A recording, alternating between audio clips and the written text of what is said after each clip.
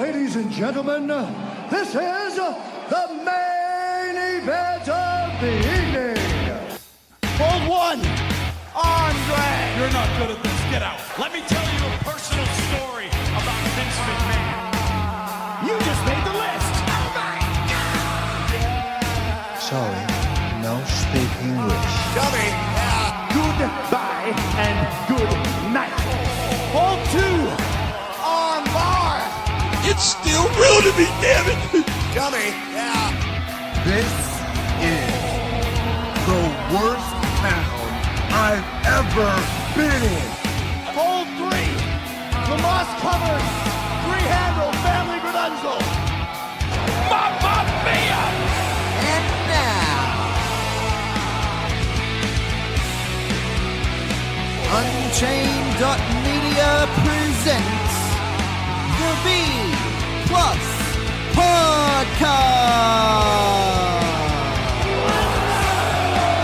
with your host, Greg Unchained. It's me, Austin! It was me all along, Austin! Number 4, Armbar. I will never retire! I still got 200 more. I got 200 more holes to list. All right, ladies, gents, and non-binary friends, welcome to the B Plus Podcast. I am your host, Greg Unchained. Today is Tuesday, and you know what that means. You've heard that 3 times today if you listen to all of our shows, because this is our 3rd bonus episode for the week. We had a big weekend in Aussie wrestling, and I'm recapping some of the major shows that took place that me and some of my friends from around the country were at. So, joining me from Perth, Kevin Chiat. How are you, man? Hi, Greg. I'm going well. How are you? Yeah, I'm well enough. It's been a huge weekend of wrestling, following up from another huge weekend last weekend, which wasn't really localized huge, but it was Australia Day, and there was like Ring of Honor and New Japan, and there was a million shows, of course, Royal Rumble, NXT, all. So I've had like 2 whole weeks of just non-stop wrestling. I haven't even watched this week's Good Place episode yet. There wasn't a new Good Place episode this week. Last week was the season 3 finale. Okay, well, the last week's the season finale. It's still sitting there in my Netflix queue, and I'm like, I really need to get to that. Okay, so you're behind on the Good Place. Are you caught up on Brooklyn Nine-Nine? No. Is there a new season of Brooklyn Nine-Nine? I wait till it comes in full on Netflix. Yeah, it's on SBS On Demand now, and it's coming out the same day as the Oh, US. damn. I didn't know that. See, this is how out of the loop I am, just so I can keep people up to date with what's going on in the world of Grapps. I didn't even know that I'm missing Brooklyn Nine-Nine. It's one of my favorite shows. Well, I mean, maybe you should have taken advantage of the Australia Day long weekend, because whilst you had so much international, as you were saying, there wasn't really anything. Yeah. Wasn't really anything going on. Yeah. In Oh, I Australia. took advantage. I watched 34 hours of wrestling. I tallied it up. I watched 34 hours of wrestling that weekend. So I took advantage, just not in the way that I probably should have taken advantage. Because, yeah, I didn't even know that I'm missing out on. I'm also half a season behind on South Park. The last season of South Park looked pretty good to start with, but I only watched the first couple episodes. So, yeah. Anyway, let's talk wrestling. You were at EPW Hot Summers Night, yeah? Yes, I was. It was on this past Saturday, and I thought it was really good. I thought it was a really strong start to the year for EPW. Yeah, so big first show back, and kicking it off in style. They had some, Mick Moretti came over from Sydney to challenge for the title in the main event, but we'll get there.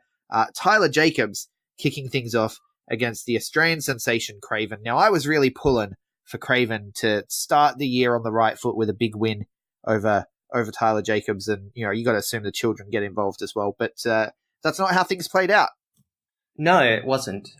Craven, who made his debut on a main show last year for EPW when he was in the Invitational tournament against Taylor King. This was his first match of the year for EPW, and unfortunately he wasn't able to get past all the various shenanigans which were caused by Tyler Jacobs' little cult of trainees. Yeah, absolutely. I do want to give a shout out to Craven as well for this one, though. This wasn't the only show he had on this very night. Yeah, he didn't work a angle. He didn't work a match for AAW later in the night, but he did go from EPW, which was in Claremont, all the way about an hour to Baldivis, where AAW were having their show, and he did kind of a show closing angle to set up his match with Mecha Wolf 450 at the anniversary show on March 2nd. So yeah, he had a really busy night. Got to respect the hustle. Yeah, and Craven's hustle is fantastic, and I kind of suspect he might end up being the person in WA wrestling who ends up working the most matches throughout the entire year, because he's just really committed to trying to get bookings like 3 out of every 4 weeks of a month, which is really impressive to me, and I really respect that. And I thought that the crowd ended up getting behind Craven, even though it was his first time in this venue for EPW, and it was only his 3rd match for the promotion. So he's still pretty new to the EPW crowd. Yeah, so he got over, which was the most important thing. But it was a pretty fun match. You'll be able to see it when it goes up on EPW On Demand. I know there's already GIFs out, particularly the finish pretty much came when Stella Knight got... Oh, it's Stella Nix, I think, not Knight. Stella Nix, yeah. Stella got involved with... It was like a springboard sunset flip. And Springboard Code Red, even. Yeah. And, like Amazing Red used to do. I think that's what he calls it, Code Red. And that allowed Tyler Jacobs to get the win. But yeah, a really good showing from Craven, and I'm looking forward to seeing... Well, obviously, we know what he has up next in EPW is on Feb 22nd. He's challenging Scotty Ryan for the Coastal title at EPW's first house show of the year. But I think it's going to be a big year for him in EPW. Yeah, absolutely. And so Tyler Jacobs is walking away with the win. And yeah, Stella Nix walking out the star, because that GIF is sort of going viral amongst, at least Australian wrestling Twitter. People are sharing that around. And I think Gavin gave it a big pump up. He was just like, because she's been announced as well for Wrestling Go, the You Go Girls show, which is happening on the first weekend of March. And definitely an impressive maneuver. Yeah, and that booking was really cool to see, especially since Stella hasn't really had a match on a main card EPW show yet. So that week she was still noticed and brought in for this big event that Wrestling Go is putting on is really cool. Yeah, very much looking forward to see what she can do. Then we move on and we see the Untouchables, and they take on the team of Scotty Ryan and Julian Ward. Wait, Greg, I realized you're going off the wrong results in terms of match order. Oh, okay. I apologize. That's okay. This is just this was sent through to me by one of our Patreon backers. So he did say, if things are out of order, I apologize. I've had a big night. So fair enough. Yeah. The opening match was actually Carl Steria versus Logan Gray. That okay. The show. So the order that was listed on Facebook before the show ended up not being the actual order that was used. Sure. Tyler and Craven was actually 3rd. So we've already talked about that, so we don't need to talk about it again once we get past these 2 matches. So Carl and Logan started up the show, and it was good. I mean, these are 2 really good wrestlers who are very athletic, able to do really impressive moves, and they're on a set course for an EPW tag title match, because Carl Steria and David Nero are, of course, the number 1 contenders, and Logan Gray is one half of the tag team champions. Yeah. And so he got a pinfall victory over Logan Gray? He did, with some level of controversy involved. So Logan Gray was not seconded, unlike Carl Steria, who was seconded by his partner, David Nero. Logan's partner is currently in Bali on his honeymoon, so that's why Kingston wasn't at the show. And what ended up happening was Kyle and Logan had a good athletic match. Very much they were doing it in the spirit of competition until Logan fell to the outside and David Nero hit Logan with the EPW tag title belt. Kyle didn't see what his tag partner had done and was able to get the finish off that. But we've got an interesting dynamic, it looks like, where, at least for now, we have Nero kind of playing heel, but Kyle doesn't realize that his friend's a shitbag. Right. That's very interesting. And of course, the pin there though does set up a tag title match, and with that interesting dynamic between the two guys, where Kyle's sort of being more respectful and just wanting to have a good match, but Nero's like, no, we'll do whatever it takes to win. It's very curious to see how that'll play out moving forward. Yeah. So the tag title match, because Kyle and David Nero already had the number one contendership from Reawakening. So the tag title match has been booked for EPW's next major show, which is Gold Rush, I believe on April 22nd. I'd have to double check the date. Where every title will be on the line. Yes. So that match is set. What's interesting as well with the direction they've taken is that beforehand you would have thought that it would probably just be a one-off, like two babyface teams having a good match, and then whoever wins, and they continue on from there. But it definitely seems to me like there might be a longer program than we'd expect between Kyle, David Nero, and the Street Gang Hooligans. Yeah, definitely. I'm looking forward to it. So what did we have after that then? So if that was the first match, my match order is completely blown up, so I'm going to have to let you take it from here. What came next? Next was the other tag match on the show between Dan Moore and Jonathan Wimbledon against the team of the Headhunters, Dan Steele and Twitch. This match, it didn't go very long, and it really, almost most of it happened before the bell even rang. Both teams came out, and then Dan Moore and Dan Steele started brawling. There was some back and forth before the match already started, and pretty quickly after the bell rung, Dan Moore was able to hit a TKO on Twitch and take the win for their team. Nice. And what was announced coming off that is that at Gold Rush, we will see a lumberjack match between Dan Moore and Dan Steele. Okay, so Dan Moore and Dan Steele facing off in lumberjack action. That's pretty old school. Lumberjack matches don't happen a lot. Yeah, the last one I can remember in EPW was with Kyle Steria and Taylor King at, I believe, Evolution 2017. So my main hope is that we see a return of Lumberjack Del Cano, who came to the ring in kind of full lumberjack plaid shirt, I believe singing the Monty Python song as he entered. So nice. That's kind of my main hope for this match, but it should be interesting to see. And it is kind of a difficult gimmick to get right in the modern age, because it really depends on the dynamics of the characters involved and how the lumberjacks relate to the people who are in the ring. So I've seen a couple which got it right. I think I remember like the Seth Rollins, Dean Ambrose one, I think from like SummerSlam 2014, I think played off pretty well with the idea that actually everyone hated them because they just come out of the Shield. So we'll see how it goes. And like I said, interested in seeing the match and very interested in seeing Del Cano's attire as a lumberjack. He's got a lot to live up to. Yeah. So then we had the Tyler Jacobs and Australian sensation Craven.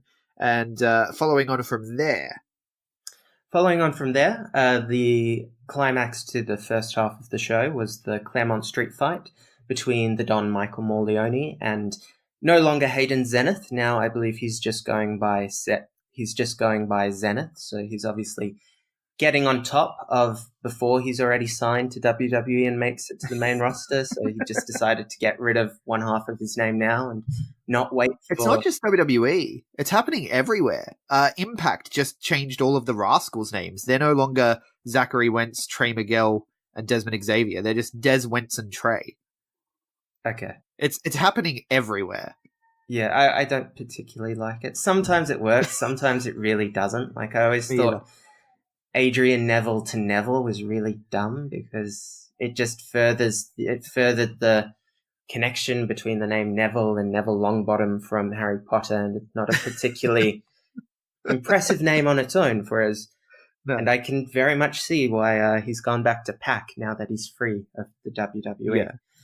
If you have a singular name, you don't want it to be Neville. Or WWE do this too. They call him Walter, It's Volta, right? Yeah. You say Volta, that sounds badass. You say Walter, it's a different thing. So yeah, if you're going to have a singular name, but here's the thing, going with Zenith, that's a pretty cool name. And also I think he's being billed as the Free Spirit Zenith too. So like, I know that's sort of like the moniker, but it has a good ring to it. Yeah. So this was good. It was probably the strongest singles match I've seen in Zenith and EPW in quite a long time. And it's been a while since he's really gotten the opportunity to have a showcase singles match. They beat the crap out of each other, lots of use of kendo sticks. The crowd did chant, "We want tables," and they didn't give it to them, which I'm actually all in favor of because I kind of hate the "We want tables" chant. It's a bit overplayed, isn't it? I don't know why people want tables specifically all the time. Yeah, well, people just do it in almost every match, and often when it's not really what the wrestlers are trying to build to. And yeah, to me, if you can do a match where you use table spots well, that's great. But I don't think people just need to feel the need to put a table spot in because you've got a bunch of Attitude Era marks in the crowd. Yeah, I feel like it's difficult as well to chant "We want variety." So, it's I would prefer "We want variety" than "We want tables," but I don't think it's as catchy. Yeah, and there was a lot of use of chairs in the match, and probably the highlight spot was Zenith and Don both sitting on opposite chairs and just slugging away at each other while they were sitting on the chairs. And the match ended with a choke bomb from Don, I think, off the second rope and onto some chairs, and Don took the win. Nice. So good, strong victory for the Don to close out this feud, we think? I think for the moment. Yeah. I don't think it's a case where they'll never go back to it, but I think it was very much an end to this stage of the rivalry.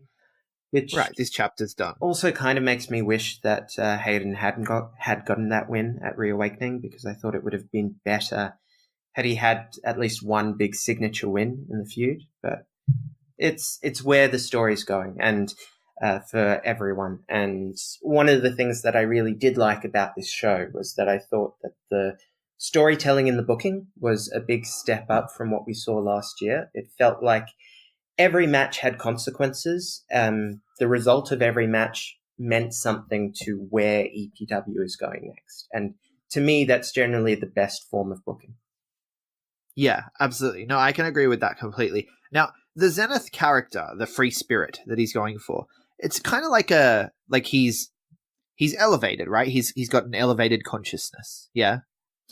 He's kind of going for a Zen master guy, but in truth, he really hasn't achieved total oneness with the universe. He's still, I think, more trying to put on this idea of being the self-help mindfulness guru without really being able to display it in his matches. He gets distracted easily by the fact that he still feels that he isn't respected to the level he should be. And I think that was a lot of what played into this feud with the Don.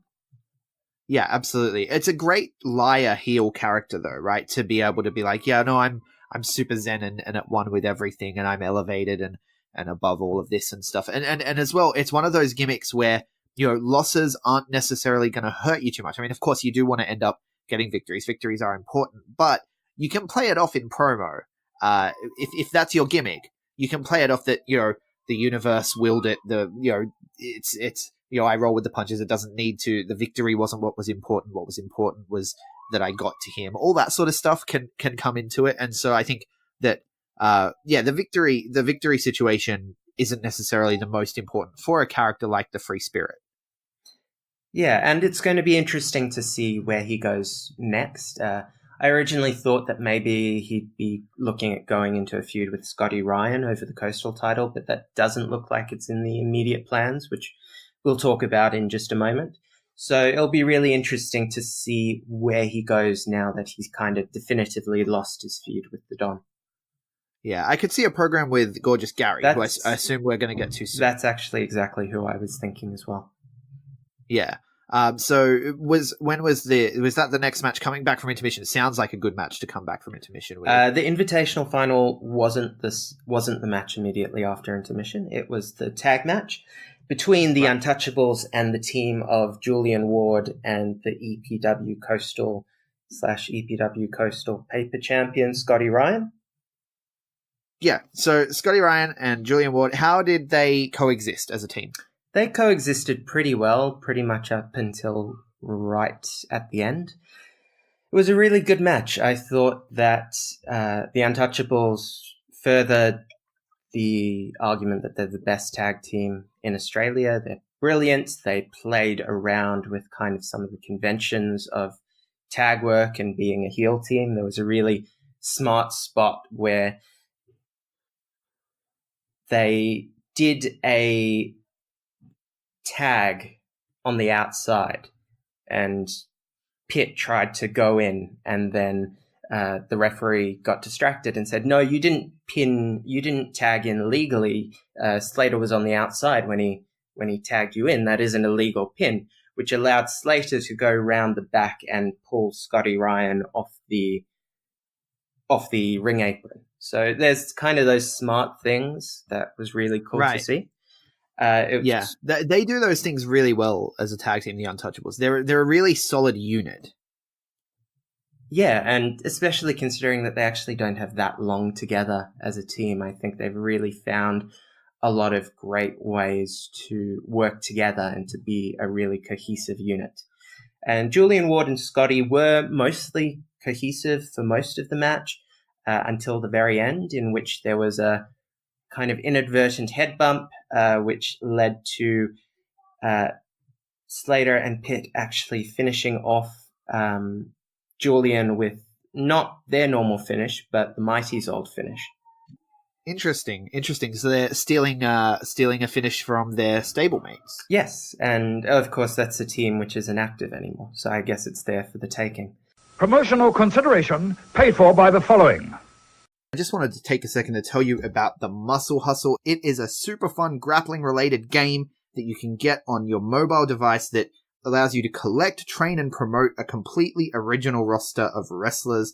And they all have unique abilities that you can combine and train up and equip new gear. And you build a team of these guys to take on other teams and challenge for championships. It's really, really fun. There's also PvP stuff. I haven't even touched that yet. Like, I'm just having so much fun with the single player stuff. There's a whole campaign where you go around all the different territories trying to win the world titles.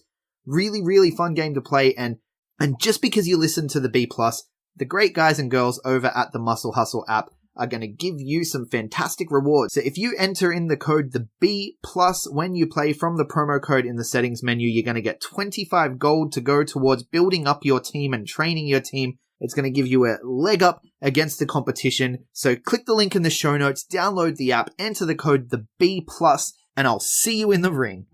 Hey guys, just a reminder, if you want to hear all of these wonderful B+ podcast episodes completely ad-free, make sure you head over to Patreon or Podbean, where we are the featured podcast this week. You can subscribe for as little as $1 a month up to $10 a month, where anything you want to help us with, it really helps out. It's going to help us grow the site. It's going to help us redesign some things, and everything that we get through this and through the advertising as well is all going straight back into the podcast so that we can get Aussie Grapps out there for the rest of the world to hear about, for the rest of the world to see, so we can grow this mission of watch global, support local, and build indie wrestling. So if you want to be a part of that and get some really cool rewards like call-in shows, bonus episodes, ad-free like I mentioned, then head over to patreon.com/theb+ and subscribe today. So after the match, we had Julian and Scotty kind of having a bit of a tiff in the middle of the ring. Amber stayed on the entrance ramp throughout kind of the beginning of this promo segment. And then once she started talking, she just got booed mercilessly. It took about, 3 minutes before she could actually get a word in. So basically, Julian and Scotty had a bit of back and forth where it was brought up that Julian feels like he's not being appreciated to the level he should be, Scotty also doesn't really feel he's being appreciated. There's some tension between them. So that's building to a Coastal Championship match at Gold Rush between Julian Ward and Scotty Ryan. And afterwards, Amber came out and said she was pretty impressed with what she saw, and she'll be there at Gold Rush to watch the match, and she's thinking of making some additions to the Untouchables family. Right. So just the Untouchables or TMDK? Like, are they? How separate are they? I feel like they're one and the same. So Amber specifically said the Untouchables, and right. In that case, the idea is like Chris Weiss, if he ever comes back from his very successful tour of 01 in Japan, that he would be a member of the Untouchables if he came back to EPW, but not a member of TMDK. It's a bit iffy in terms of that.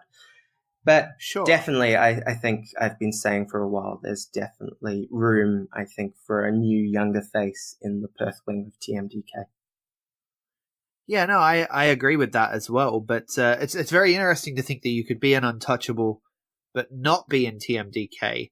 And then, I mean, if you add a third Untouchable, do they start to, like, say they freebird if they get back to the titles or anything like that? Like, there's a lot of questions around that. I think the idea is that Amber is kind of the manager of the Untouchables brand more so than TMDK. So she could decide on someone else to manage and would maybe be aligned with Pitt and Slater, but not necessarily closely teamed with them.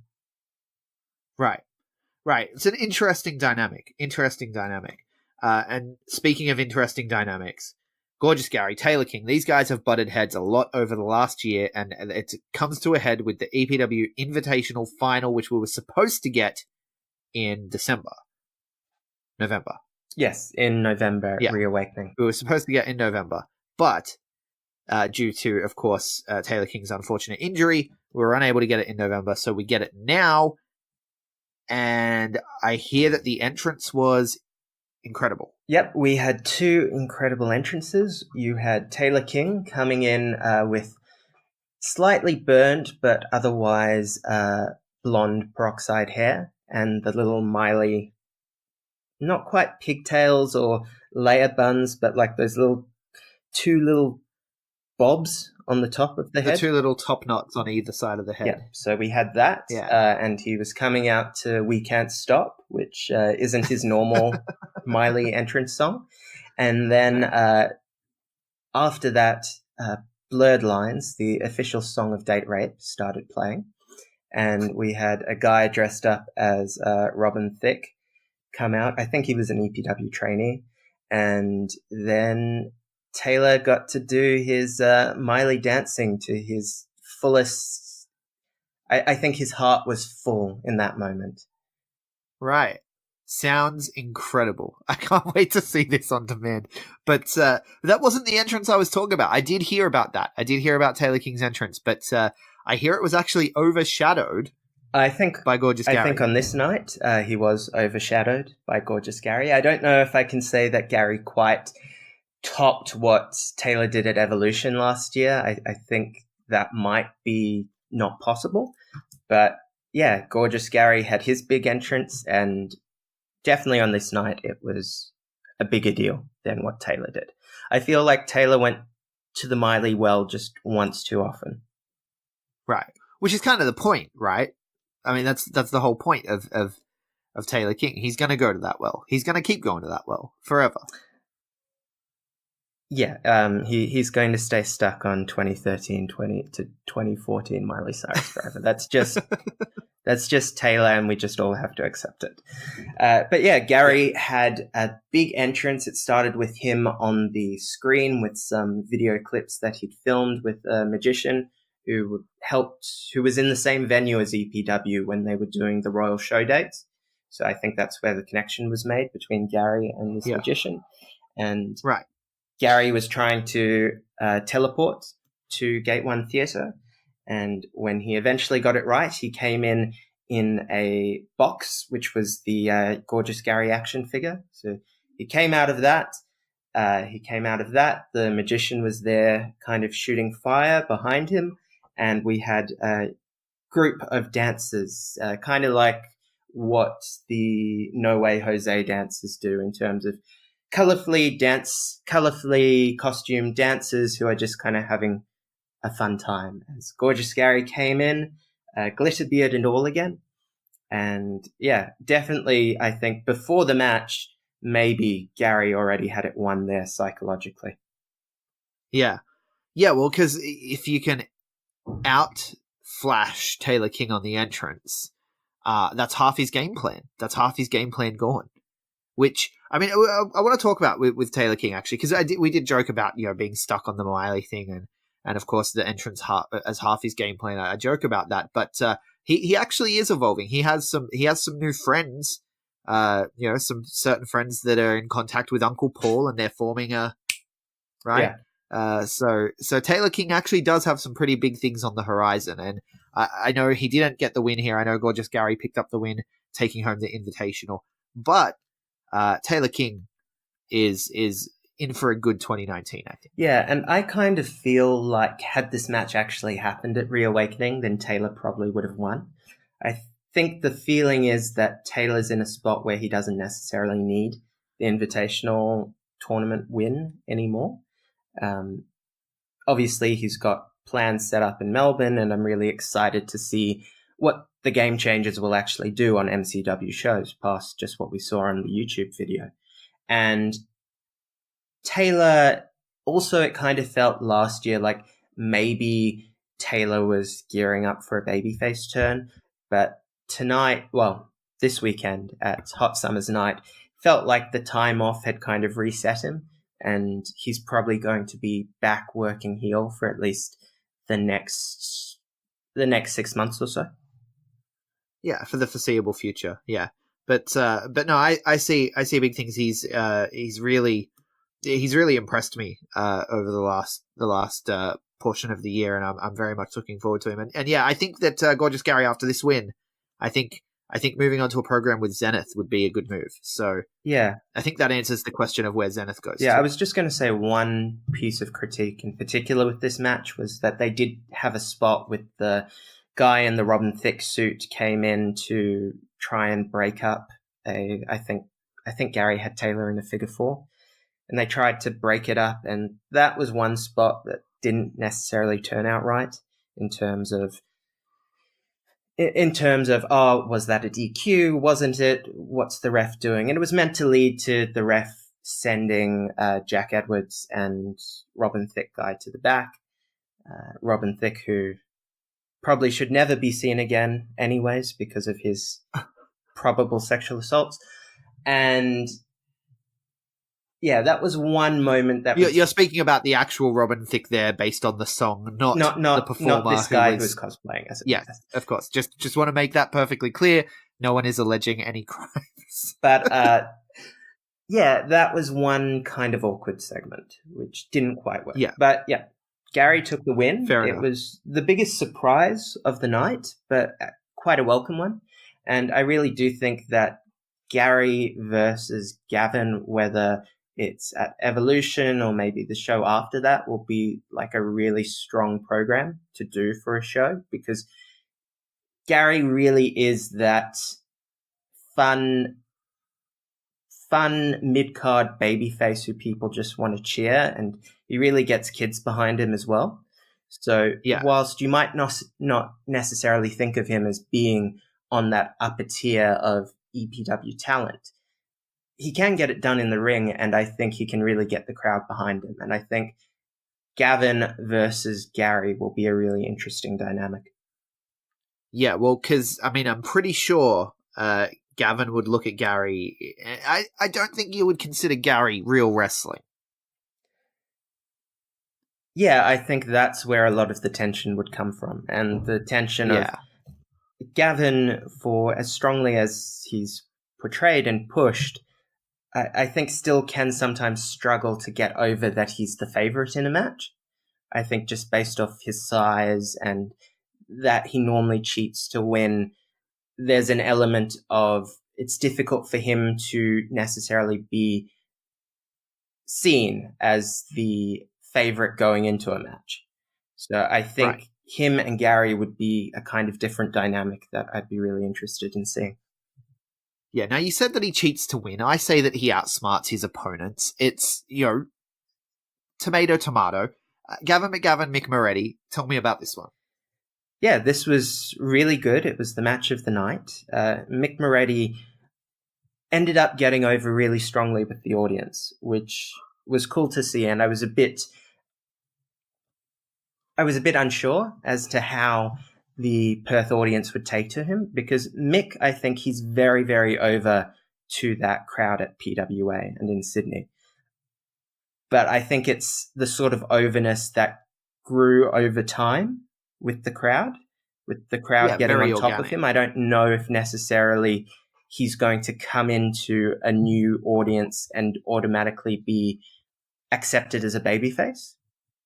Right. And even though Gavin does have his fans, it was less of a split crowd than it was at Reawakening with Gavin and Scotty Ryan. There was definitely more crowd support for Mick, and it grew over the match. So they started with a lot of trading holds, a lot of Mick kind of being Mick and Gavin being quite bewildered and put off by that. And it was a long match, which maybe had a bit in the middle where it lost some crowd heat, but definitely by the end they had the crowd back. And so that's the thing is Mick can trade holds with the best of them too. And so I think a lot of people look at Mick Moretti and they go, oh yeah, he's a great character work guy, right? Like, because they see the promos or what have you. But no, he is brilliant in the ring.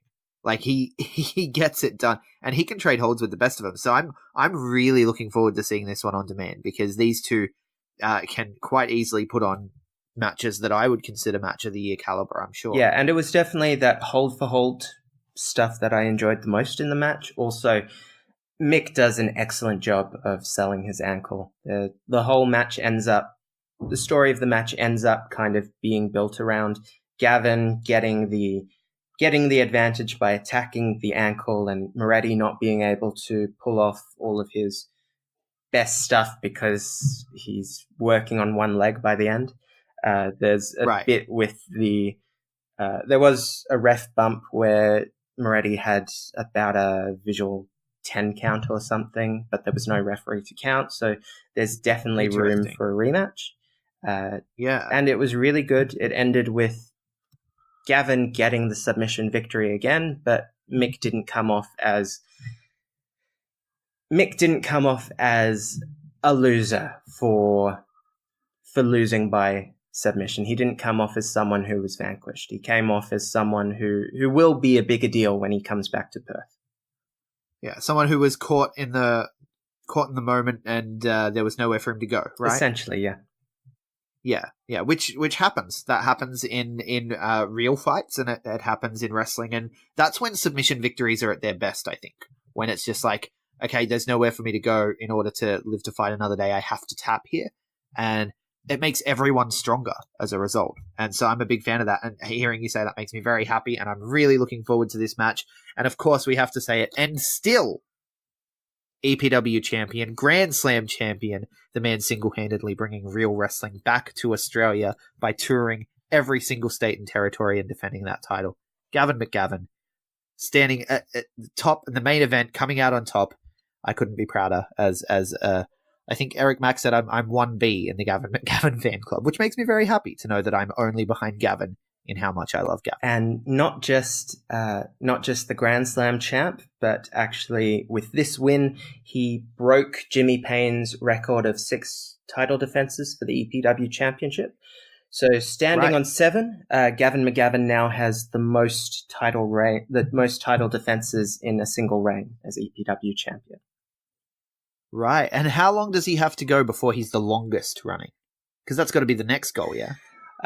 I believe Richter held the belt for about a year and a half, so got quite a way to get there. I do think it's got a way to get there, that Gavin could hold the belt all the way to Reawakening, but he's also taking a lot on himself, and I think that the Gavin versus Australia the Gavin versus Australia tour could come back to bite him in the butt, because that's putting a lot of pressure on himself, more so than any other EPW champion has had, in terms of setting himself up against top quality opponents constantly.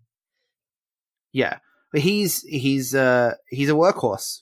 There's no other word for it. He's a workhorse, and everything he's doing at the moment is amazing. I actually just last night watched his match with Ricky South over in Wrestling Go, and it was, the clear match of the night on that show for me. Matty Wahlberg, Big Fudge in a different category entirely, but yeah, that Ricky South, it was an amazing match. I've yet to see his match they did in Nui Pro, but every single match that this guy puts on is a match of the night caliber match, and he's doing it everywhere. It's incredible. It's a feat, and he's bringing a new level of prestige to what was already an incredibly prestigious title in Australian wrestling. Yep, I agree with you. I've also apologized to many people beforehand, because I'm the person who actually informed Gavin that he was on the precipice of breaking that record. So it's my fault, everything he does when he rubs it in. Little while. Yeah. But after that match, we had the show closing angle, which was the Don coming out to challenge Gavin. And obviously you can see that Don got the big win over Zenith, sets him up to be the strongest challenger in EPW at the moment.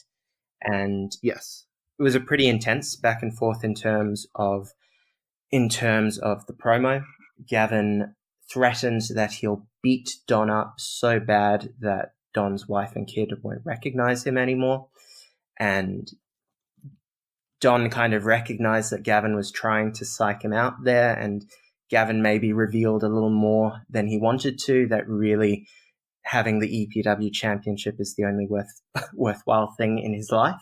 That's pretty much his own words. So he's putting a lot on stake. And so the match is set for Gold Rush. It's going to be Gavin versus Don. Don's rematch for the EPW championship, which he lost under dubious circumstances to Gavin. And the stipulation is that Don cannot challenge Gavin again if he doesn't win at Gold Rush.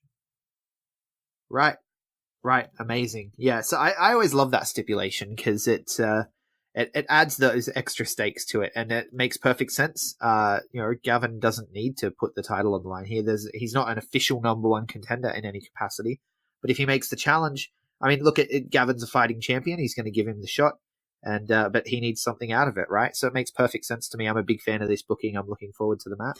Yeah, it's a stipulation I generally like as well. A lot of it can be undone in follow-up. I mean, we've seen so many times in WWE and TNA especially, where they do these career-threatening or this person can never have a title shot again stipulation to a match, and then they don't follow through properly. But I have quite a lot of faith that however this goes, there will be a payoff to the angle. Yeah, absolutely. And so that does it for EPW Hot Summers Night. It's a hot summer's day right now, and of course when I record, I don't have the aircon on or anything because it affects the audio, and so I'm sweating like a pig. So it's time to call it, I think. This is the third one of these I've done today. It's time to call it now. Kevin, where can people find you if they want to hear more of your opinions on the wrestles? Thanks for having me again, Greg. If people want to follow me, they can follow me on Twitter, which is at Kevin Chiat, Kevin Chiat.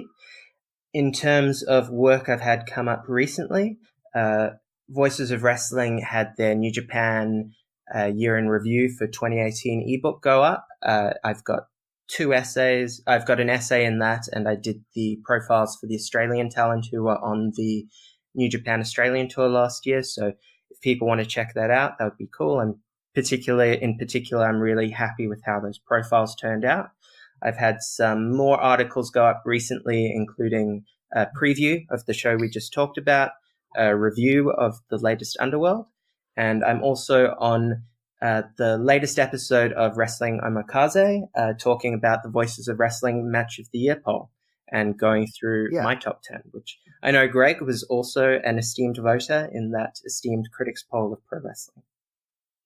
I was, and a lot of mine did not. I know you lined up a lot more with the more consensus view among the wider range of critics, but mine were more fringe choices, I suppose, was the way to put it. But it was really nice to see some of those matches pop up and get some on recognition. the Patreon podcast talking about the results. Rich Craich from Voices of Wrestling made sure to point out that he didn't even know that there was wrestling in Malaysia until Greg put the Iman versus Shawkat match in his list. Right, and that's why I put it there. It's why I put it so high, because it's eye-opening to realize. Like, you watch that match and you're like, wait, what's happening? Where? What is going on here? So if you want more of that kind of eye-opening insight, I am at Greg Unchained on Twitter, that sounded really egotistical, but whatever, at the Greg Unchained on Instagram. We collectively are the B Plus Wrestling. B Plus Wrestle on Twitter, because wrestling wouldn't fit the B Plus Wrestling everywhere else. Like, share, subscribe, 5-star review if you like what we do, and thank you so much for listening. Hold one. Arm drag. You're not good at this. Get out. Let me tell you a personal story about Vince McMahon. You just made the list. Sorry, no speak English. Dummy. Goodbye and good night. Hold two. Arm bar. This is the worst town I've ever been in. It's still real to me, damn it. Dummy. Hold three. The moss covered. Three-handle family good